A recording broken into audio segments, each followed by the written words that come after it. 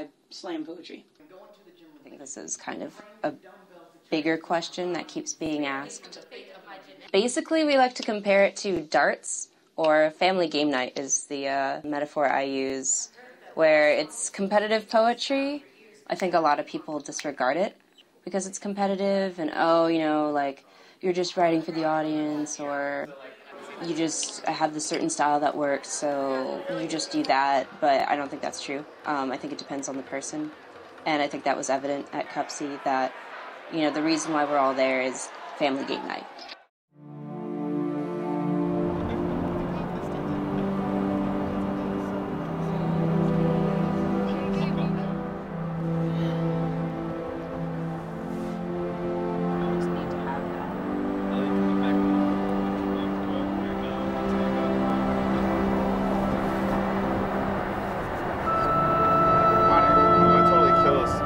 Tariq, just take pictures, take pictures.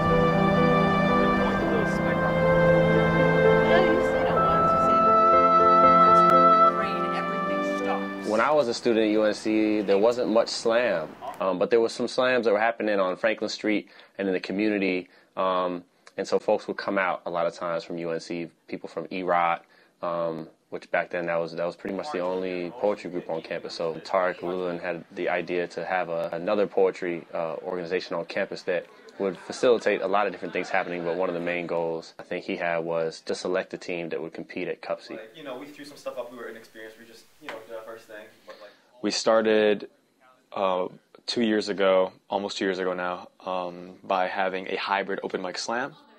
The first time we went and competed at CUPSI was in our first year last year. We came in 12th place. We missed semifinals by about less than a point. I think it was either 0.6 or 0.4.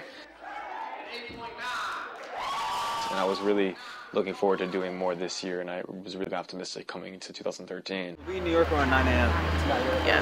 So we have past DC track. I mean, like, but getting to DC, leaving at 11 o'clock. So the original plan was that we were going to take 2 cars and drive to New York. Julia McEwen was one of the team members, got use of her family's van for the trip, and I was also supposed to be taking my car, which is a Jeep Cherokee. I went to check my phone thinking, oh, 2 a.m. is going to be a lovely trip. Just going to go take a nap, get ready. And then I got a call, or called back after getting 4 missed calls, 7 texts. Hello, are you Sir Just car broke down. Nice. You know, I thought, hey, Dad, you know, what are the odds that I can steal a car from you for a week? And rather than just saying, hey, you know, I can give you the car to drive, you know, all the way up to New York, why don't I just, you know, help y'all do the driving? 85 to 95 up to at least to Philadelphia. That's what I figured. Yeah. It's a straight shot. It's like I don't know what happens after Philadelphia. We'll figure it out. Right, we'll walk the rest of the way. Like 2 hours ago. Hey, this is what happens when you do it. CUPSI stands for College Union's Poetry Slam Invitational. BNV is Brave New Voices. That is the 13 to 19-year-old age group event. NPS is hosted by Poetry Slam Inc., and they do the adult version of slam. So CUPSI is in the middle ground. It's the college version of those. This is the premier poetry slam for college-age students, and I believe it is in its 12th year, I believe. These past few years, the numbers have skyrocketed. Last year there were 48 teams, I believe, and this year is 459. First and foremost, I want to welcome everybody to Barnard College. Welcome to CUPSI.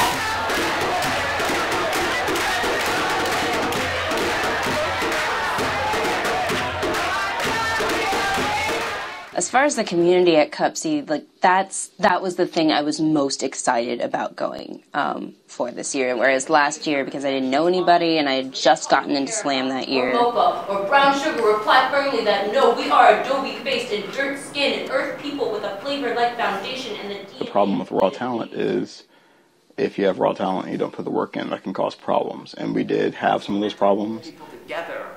I want these hands.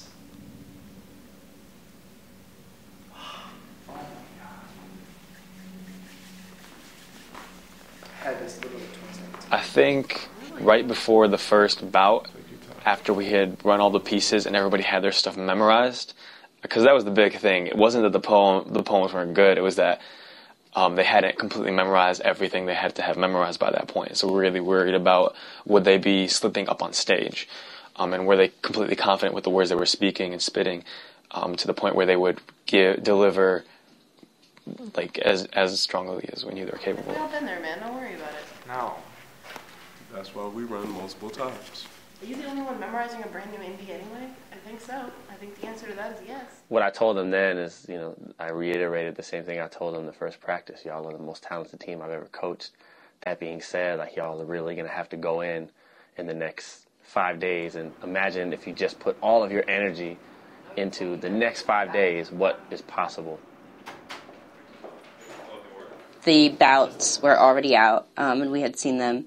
And we knew we were going to be in our first bout again, like we were in our first year against McAllister, who didn't win last year but won the year before. And they're incredible. So we were kind of ready for that, but not ready for that. We just knew it wasn't going to be easy.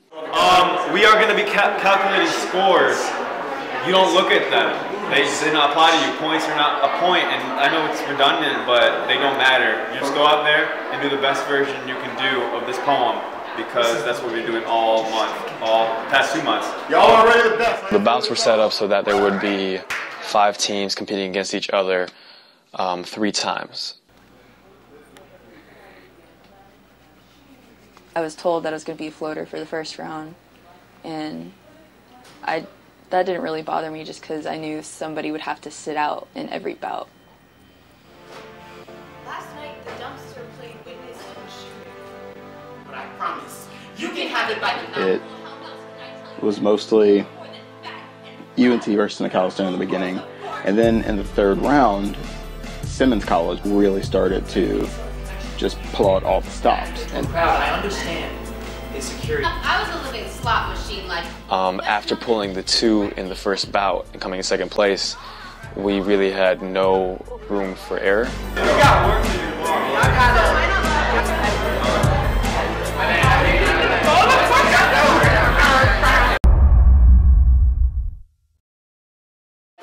Short and sweet. You already know what it is. But we knew going in, so we had a 2. And we knew we needed the 1. We didn't have any wiggle room. There were 2 1s and another 2 that we were going up against. So that means they didn't have any wiggle room either.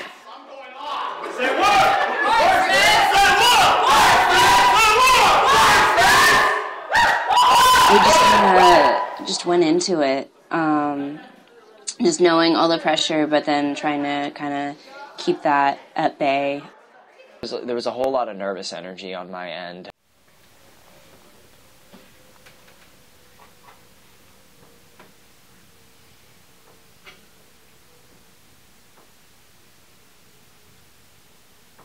What if I told you God is gay? Do you think belligerent Bible belters would still holler hate speech to the hilltops in his name? Or do you think maybe they'd reread the scriptures they say they swear and survive by? See, I've been reading the Bible again lately, and I think I've taken a leaf from my old holy book, picking passages for my purpose, which is in short to show you it's very possible God just might be gay. Obviously it's a very controversial poem. It's a poem that he wrote when I was coaching him last year on the Brave New Voices team. And we went through a lot of edits on it, but it's a really strong piece. I don't mean to be generalizing, but it certainly seems like the Garden of Eden was designed by divine eye for the straight guy. The parts where I started quoting scripture, I really bore into the piece in a way that I hadn't before. God may pass judgment. Matthew 7:1. Judge, and you too shall be judged. Luke 6:37. Condemn not, and you shall not be condemned. Fred Phelps 2006. You're going to hell. God hates fags. A history lesson.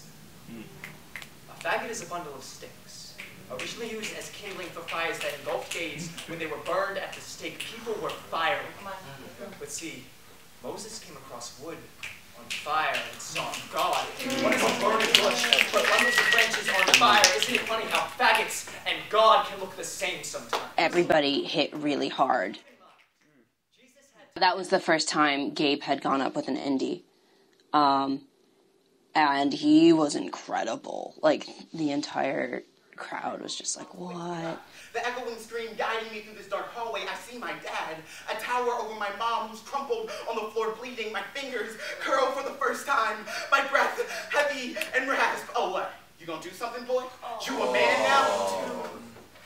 Our coach DJ was like, "You're gonna be the last round because we pulled a C, so like you're gonna be." We had the last round. We had the last slot of the last round. So there were 4 rounds, and like we had the last slot, so we would be the last thing the audience would hear. So like they were like, "You're gonna close us out," and like they were like, "Oh, you're gonna be dope, and you're gonna be like, we believe in you. You got it. Like don't worry about it, but like you got to bring it and everything." He was 7. He stumbles into the room with sleep plastered onto his face. I can see the cycle repeating itself in him. His eyes red with the innocence that I killed. His mom looks up at him from the floor. She smiles the way she did when I first fell in love with him. She says, "Baby, did we wake you up? Me and your dad were just moving some stuff around. Just go back to bed, honey. I'll fix you some pancakes." Oh,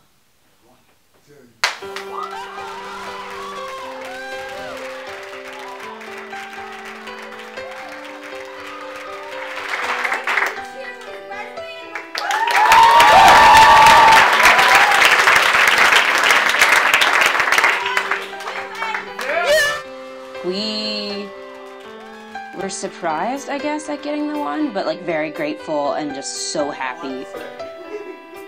Y'all were actually perfect tonight. If you bring it like you've been bringing it, we're going to bring this home. Gabe, Elliot, Lauren, Julia, superb work. And I am so proud of all of you. At the end of the second bout, I figured out that I wasn't going to be performing then either. Tomorrow's semis. There's like a really 85% chance we're in semis. Yeah, we weren't guaranteed a place at semis. No one is. You know, what if we hadn't been guaranteed a spot, and then I would have worked so hard and for nothing. She didn't perform in prelims at all, which is like, it's really heartbreaking just because like you feel like you're not useful. Like I can't speak for her, but like if I was in her shoes, I'm just like, so what am I here for? People were congratulating us, and they like looked at me and they were like, "So who are you? Did you perform? Are you part of the cheering section?"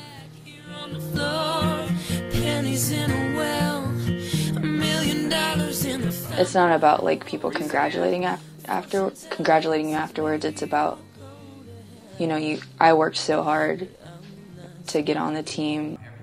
It hurt to work so hard for something and then get to this place that felt like it was supposed to be an open mic where you're supposed to just be able to tell your story, and then you're the only person that doesn't really get to share. It was like when we were competing, I didn't really feel like I was part of the team as much. Alright, this is it. We've been doing this right now we're proud of y'all. Y'all came, y'all showed them what we're about. We improved upon last year, but we're not done though. We're not done at all. We get past this round, we're at finals, and you know we're winning that shit. But don't think ahead though. And what's our school name? UNC. Right? So that means we University of No Chill. We ain't chilling none tonight. None. But hey, we're gonna take it one step at a time. Between 5 o'clock and 7 o'clock, it's all about this round. It's all about us. We're gonna enjoy these group pieces, enjoy the sacrifice, enjoy the poetry, enjoy the community, enjoy being here with everybody. But then we go in on our pieces. Yes, sir. Hell yeah. So when we went to semis, we couldn't believe it. That, like, I've never been on a semifinal stage. But I didn't expect us to go very far, just because of our lack of preparation.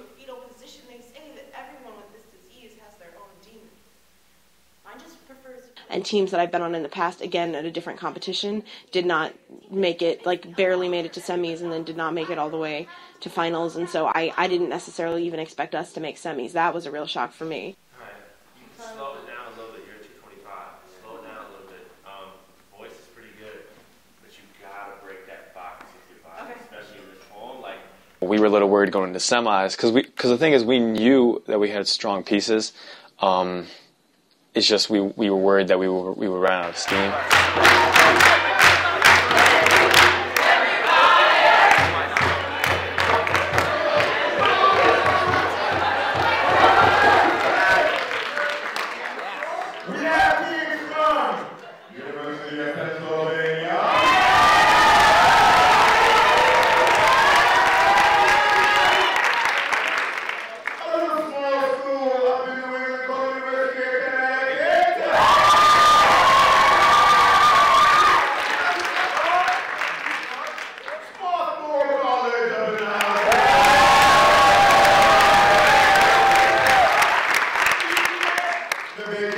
UNC-Chapel Hill.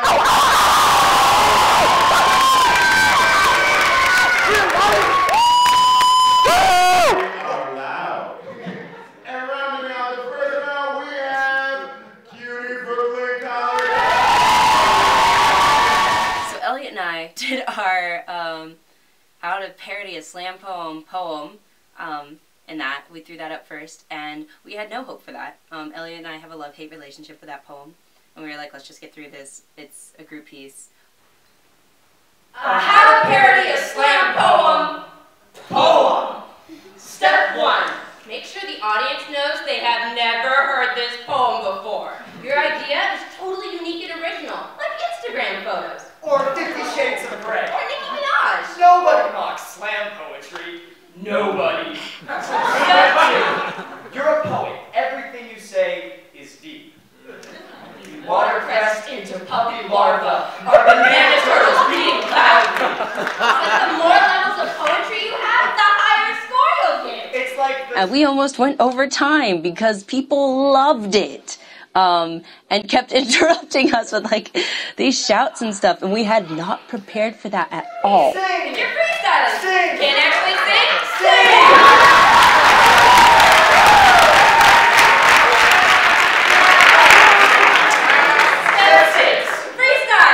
It was just difficult, like finding a consistent metaphor. We were worried that it wasn't going to be funny, just because, you know, everybody had heard the jokes before, and we both had really never done a funny piece. Watercolors be for you, not for judges. Your words are the most beautiful when no one is keeping score.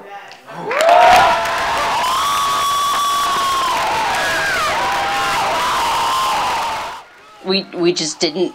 We just had no idea people would love it as much as they did. A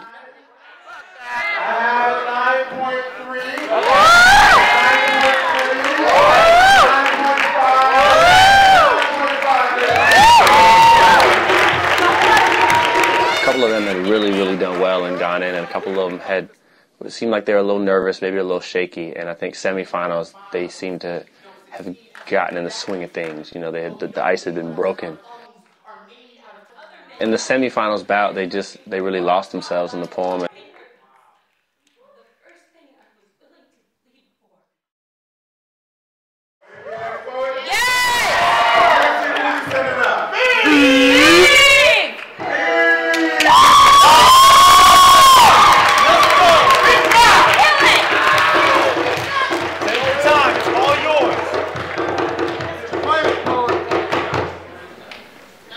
Remember what the words mean. Tell them your story. Feel it. Spit. Bring nothing back. Hell yeah.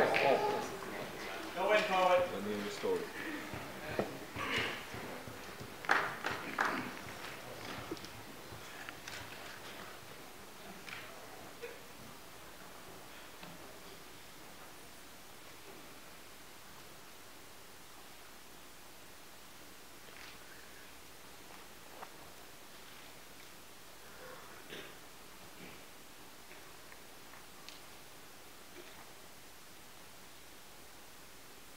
My mother was fucked from the start.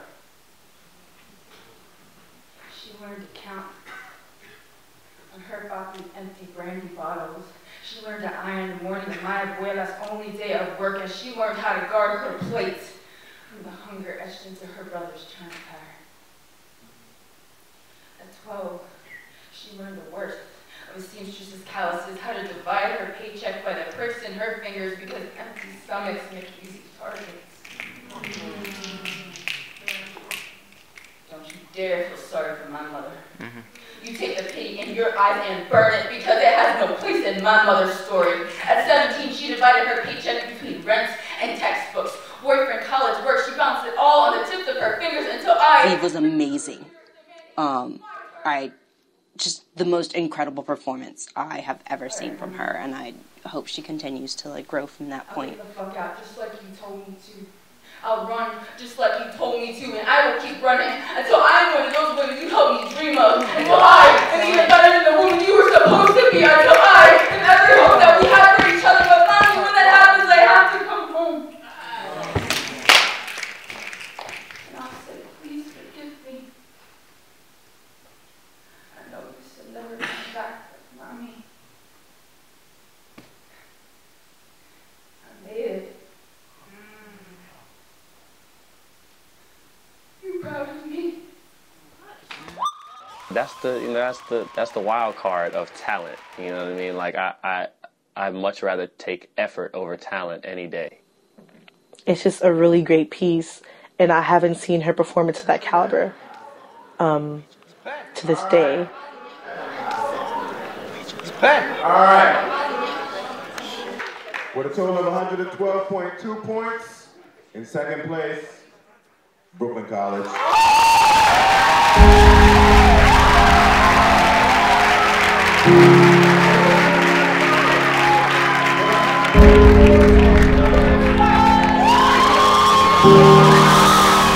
I almost cried when we won that because I just going into this, like you want to win it, like, but you don't.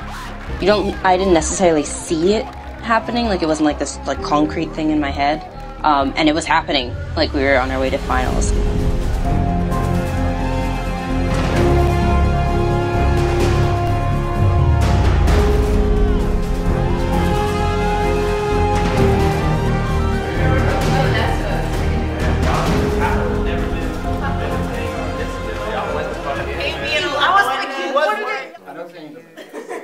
Favorite quote is, "I am not the greatest, but I can do the impossible." It's a quote by Anderson Silva. We made it. True. Not to expound on it. I am so fucking proud of each and every last one of you. But every time you hit the stage, I swear I saw in everybody you turned it on. And like Kane said, y'all were your pieces. There was no acting done tonight. There was not a drop of acting done tonight because there was no need to. Tonight we had dope-ass poems. But the poems we use in prelims are the ones you know you love those poems. And now that we have them for finals, it's a perfect storm. You can like show what you want, who you are, where we from, and what you write, like what your style is, who you are, and tell them your story. I just want to say that this is the second time, and this time it was for much better, more awesome reasons. But this is the second time that I have not touched stage at a semifinal bout. And I wanted to let you all know that you made that, like you made me feel like I was a part of every single poem that you were doing. And now I get to perform on final stage because of what you guys did tonight. Y'all about to be on final stage, your first year. Don't let that make you peak too early. I've seen it happen with folks, you know what I'm saying? Don't let this make you complacent, let this be that fuel, like, yo. Because next year, it comes with an expectation. It comes with an expectation. Next year, they're going to look at you a certain way. Even now, they're like, oh shit, this Gabe, he's about to spit. That's the dude from UNC. That's me from UNC. And then you got to come with some new fire. You got to come with some next level. So stay humble in this moment. Take it in. Thank you. I really appreciate it when people congratulate you, all that. Show people love. Enjoy it. And listen, we got a job to do tomorrow. We still going to go in and represent hard tomorrow. Yes. Like, we barely made it here. Like, not like off scores or shit. Like, physically. We literally barely made it here. Can we talk about how this We didn't have a car with like 5 hours. So that is the universe saying, we hate you. Like the truck driver incident. Right. That's the universe saying, I hate you. Stop us out in the Cars got separated. That's the universe saying, I hate you. Amen. But we just said, fuck you, universe. We gonna take this shit. We showed so much love, and we did so much good shit. And I just love y'all so much right now. Can we shout out to I didn't think they would make finals. I thought that they had a good shot at making semis. And I told them the first practice of the season and the last practice, I was like, y'all are by far the best, the most talented team I've ever coached. But I like doing it. Corny or whatever. It's going to blow up this room right here. So y'all just repeat after me, all right? I'm alive. I'm alive. I'm alive. I'm alive. I'm awake. I'm awake. I'm enthusiastic. I'm enthusiastic. I'm alive. I'm alive. I'm awake. I'm awake. I'm a poet. I'm a poet. Hear me roar. Hear me roar. Say word. Wordsmiths. Say word. Wordsmiths. Say word. Wordsmiths.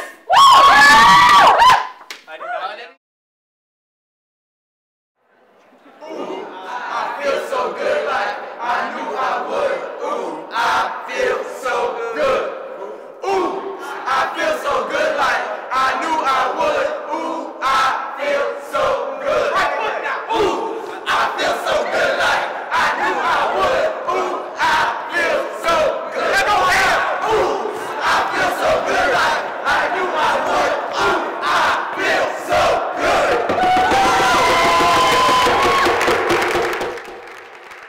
We were all just really excited to not only make finals, but have finals with such a dynamic, friendly group of poets.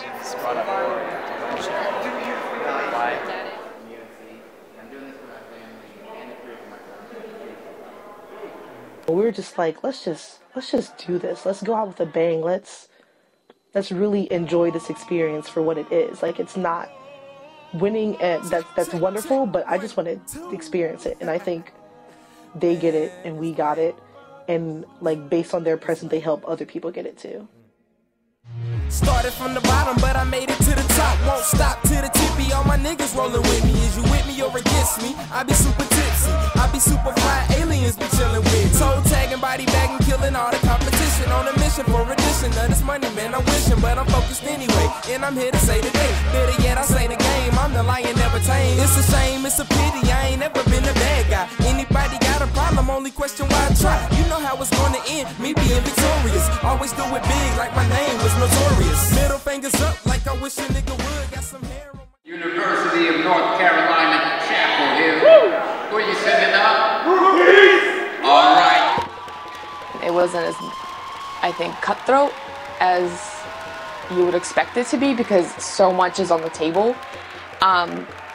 It was more of do what you came here to do. You don't know if you're gonna get another chance. You don't know if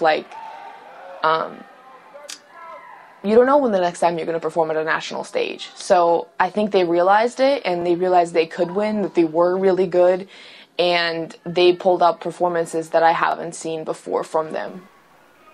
I was maybe 9 or 10, 13 years old. In 5th grade. Born fighting in a war I was destined to lose.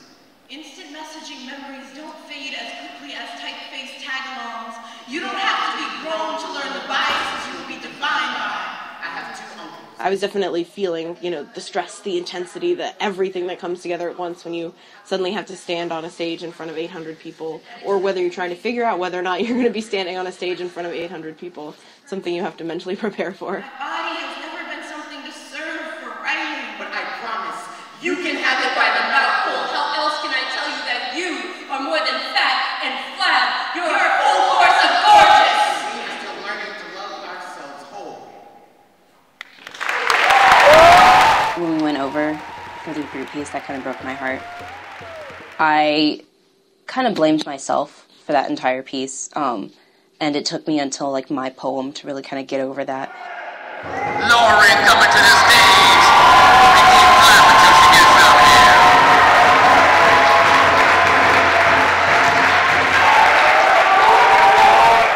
When I went up to the stage, hearing people cheer for me. There's the, oh, yeah, whoever that person is, and then there's the, oh, it's that person, cheer, and, hearing that, really touched me, hearing all the love and the people that supported me, that was better than any medal or whatever that we could have won.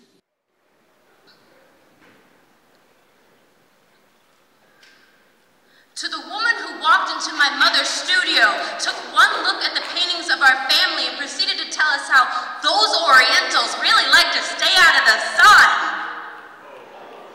Really?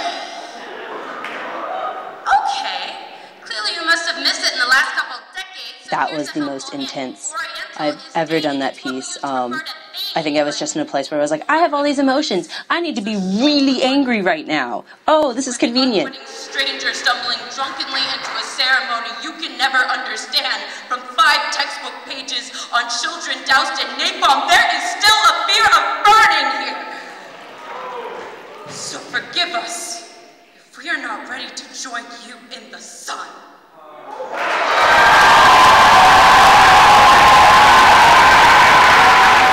Ultimately, you can't control what other people are going to do. You can only control how you do things. Even saying Christian things used to sound a lot more like love thy neighbor as thyself. But nowadays, it sounds a lot more like hate at the top of your picket sign. The closest thing to God being hell is waiting for you. They're passing out damnation pamphlets filled with out-of-context Bible verses trying to define God when his meaning is clear.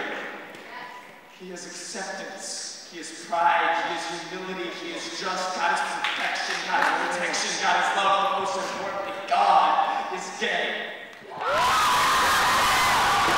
The first thing, me, Tariq, and DJ looked at each other and it was like, dang. And my first reaction was, that's exactly what we want. From low to high, we have a sense.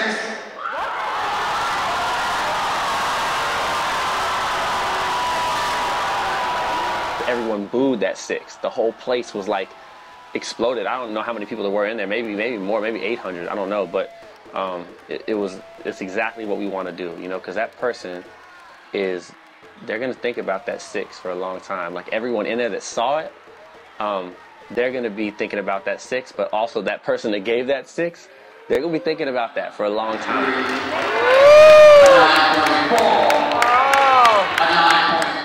After the slam ended, and for some reason there was a delay with the scores, so everybody got up, started hugging all the poets, started congratulating people, started complimenting on pieces, lights went up, microphones got shut down. It was just, everybody became a community again.